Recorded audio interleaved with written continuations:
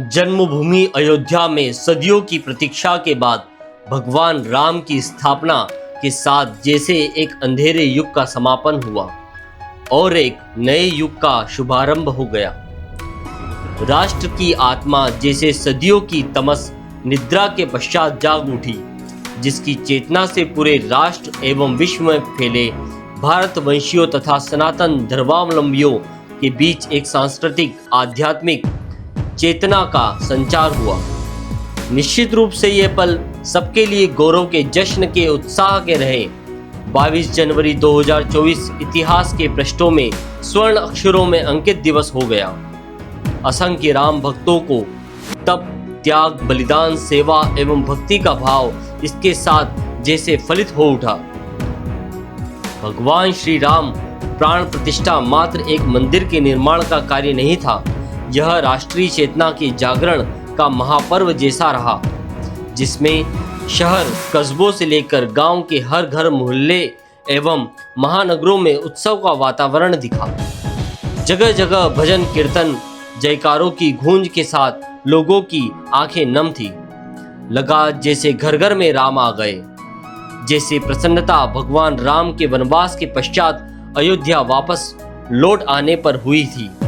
कुछ ऐसा ही दृश्य इस बार दिख रहा था। पूरा देश दीपों की असंख्य कतारों के साथ जगमगा रहा था। हर घर में दीप जले और मन मंदिर इसके आलोक प्रकाश से प्रकाशित रहा। निसंदेह रूप में भगवान श्री राम राष्ट्रीय जीवन में इस कदर घुले मिले हैं कि इनके बिना राष्ट्रीय जीवन की कल्पना भी नहीं की जा सकती। पूर्व हो या पश्चिम, उत्तर हो या दक्षिण, राम सबको जोड़ने वाले सांस्कृतिक आध्यात्मिक सेतु हैं। जीवन के प्रारंभ से अंत तक और मध्य में सभी चरण राम नाम के साथ ही पूर्ण होते हैं। अभिवादन में राम राम, कार्य के प्रारंभ व अंत में जय श्री राम तथा जीवन के अंतिम समय में राम नाम सत्य जैसे उद्बोधन इसके जीवंत उदाहरण हैं। जीवन के अनिर्णय के पलों में राम नाम ही तारक मंत्र के रूप में काम आता है। जब गोस्वामी तुलसीदास जी के शब्द सहज ही गूंज उठते हैं, हो इही सोई जो राम रची राखा, को करी तर्क बढ़ावे शाखा। वस्तुतः राम राष्ट्र के हृदय में बसे हुए हैं। स्वयं भगवान शिव भी राम की आराधना करते हैं। वास्तव में दोनों एक दूसरे के बिना अधूरे हैं। राम के ईश्वर शिव हैं तो शिव भी राम की ही माला जपते रहते हैं। यही संबंध शिव के अंशावतार हनुमान जी का है, जो सतत राम नाम को जपते रहते हैं और भगवान राम भी उनके उपकारों के प्रति कृतज्ञ भाव से भरे हुए हैं। भगवान राम हनुमान जी के आदर्श हैं, इष्ट हैं, आराध्य हैं। वीर बजरंगी हनुमान जी की महिमा राम रसायन के बिना अधूरी है। मर्यादा पुरुषोत्तम के रूप में भगवान राम वास्तव में देश के आदर्श हैं। एक आदर्श पुत्र, एक आदर्श भाई, एक आदर्श शिष्य, एक आदर्श पति, एक आदर्श शासक, एक आदर्श तपस्वी, एक आदर्श इंसान। सभी भूमिकाओं के आदर्श की परिकाष्ठा श्री राम में देखने को मिलती है। उनका जीवन सत्य, सदाचार, मर्यादा, करुणा, दया और धर्म से ओतप्रोत है। धैर्य और सहनशीलता की तो उनमें परिकाष्ठा है। हर वर्ग और जाति के लोग के साथ भगवान राम की मित्रता की मिसाल जुड़ी हुई है।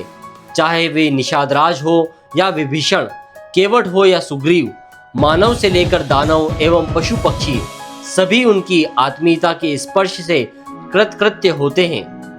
आश्चर्य नहीं कि अध्यात्म पथ के पथिकों के भी भगवान श्री राम आदर्श है। सर्वप्रथम वे हनुमान जी के आराध्य इष्ट भगवान हैं। सगुण तथा निर्गुण दोनों रूपों में असंख्य भक्तों को तारने वाले श्री राम ही रहे हैं। राम नाम ने कितनों को भवसागर से पार उतारा है। सबसे बलशाली भक्त हनुमान के साथ लक्ष्मण, सुग्रीव, शबरी से लेकर कबीर, तुलसी, गांधी जी आदि राम के नाम की महिमा का ही विस्तार किया है। यही नहीं, रावण भी अंत समय में राम का नाम पुकारकर अपना लोक परलोक सुधारता है। राम नाम के प्रभाव से तो पत्थर भी तैरने लगते हैं। वाल्मीकि रामायण में जहाँ उनके जीवन का जीवंत चित्रण होता है, वहीं तुलसीदास कृत रामचरितमानस में जन जन की बीच भगवान राम के भक्तिमय आदर्श की प्रतिष्ठापना होती है, जिनकी चौपाइयों का मंत्रवत प्रयोग किया जाता है। वस्तुतः श्री राम विविध रूपों में मानने वालों को मंत्र मुक्त करते हैं। एक राम दशरथ का बेटा, एक राम घट घट में लेटा, एक राम है जगत पसारा, एक राम है जगत से न्यारा। अर्थात मनुष्य रूप के राम में राम दशरथ के घर पैदा होते हैं। एक राम हर प्राणी के अंदर आत्मा के रूप में विद्यमान है। एक राम संपूर्ण जगत में व्याप्त है और एक राम सकल जग से अलग है, अर्थात समस्त ब्रह्मांड के रचयिता, पालनकर्ता और संसार करता है। इस तरह मानव से लेकर ईश्वर ब्रह्म तक राम नाम की महिमा व्याप्ति है। आश्चर्य नहीं कि एक आदर्श समाज एवं राष्ट्र की परिकल्पना भगवान राम के नाम से जुड़कर सहज ही राम राज्य के रूप में सामने आती है। जिस यूटोपिया की आदर्श राज्य की बात की जाती है, राम राज्य उसका प्रतीक है।